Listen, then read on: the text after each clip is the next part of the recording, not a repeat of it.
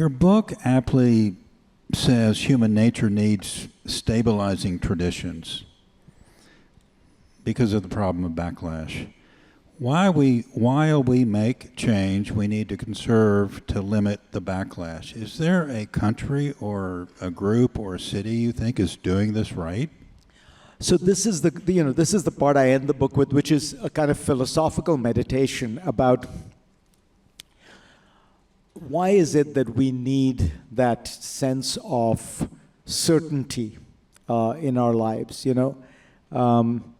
Throughout history, when we've had a great deal of change and disruption, what happens is people long for the certainty they have lost.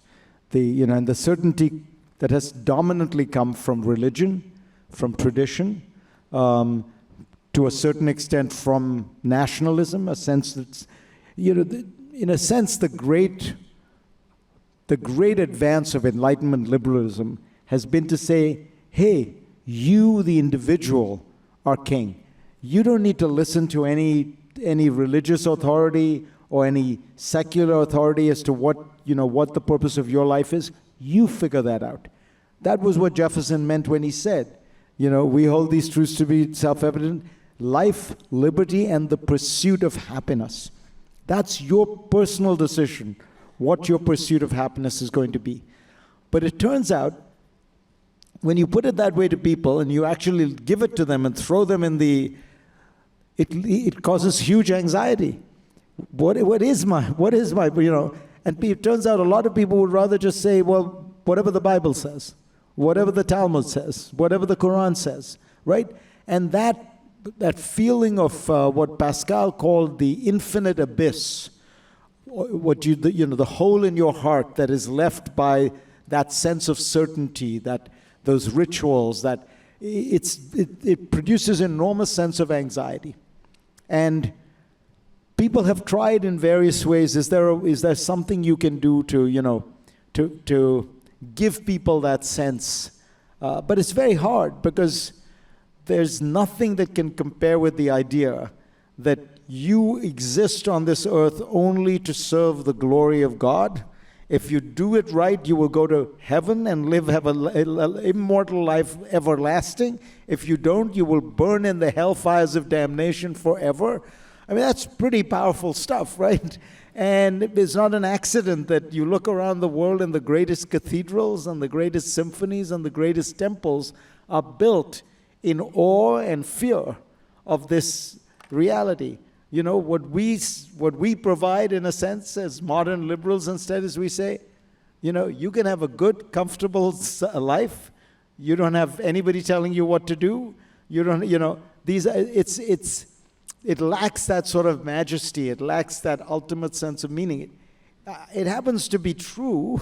It happens to be a better way for societies to live, because, in order to do all that, you had to wage wars and inquisitions and burn people at the stake and all that kind of thing. But there's an emptiness that people feel. You can't get around that. Every immigrant knows this instinctively, which is, you take older people out of the old country and they want to come here because they want to make more money, and then they feel there's some emptiness. They feel some sense of a loss, and they miss the old ways. The one thing I think that does help enormously is a sense of community. Because at the end of the day, while you can have all those abstract thoughts, but the truth is, what you live day to day is in a community with people. And if you have those people in your lives, real friends, family, and you build something meaningful out of that, it's enormously satisfying. And it's real. In a way that all this other stuff is abstractions. So the places that have managed, I think, better than any places to navigate this kind of change are places that have real communities, real, a real bond that has existed. So one of the things that worries me most about America is, what the Surgeon General calls the crisis of loneliness.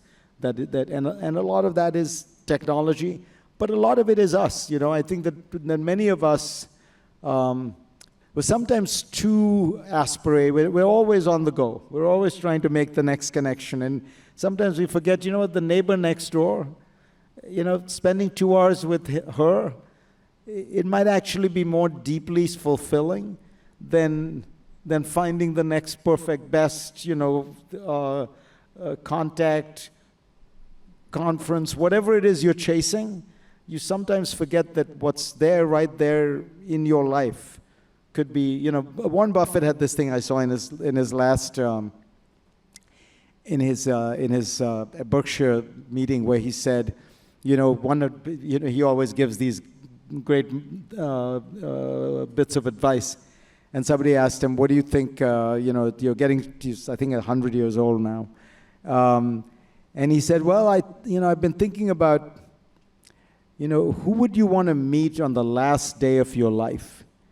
You know, who would you want to meet? And if that's the person you want to meet, why not meet that person right away? Why are you waiting till the last day of your life?" And I thought to myself, so my variation on that would be, if I think about that question, you know, the people I'd want to hang out with on the last day of my life are my 3 kids, my closest friends, bizarrely probably my ex-wife, and you know, I don't have to wait till the end of I could be spending more time with all those people today, right? So why not do that? And you will actually build, between now and the time you die, a richer life for yourself. And so, I mean, that's my small answer to the problem.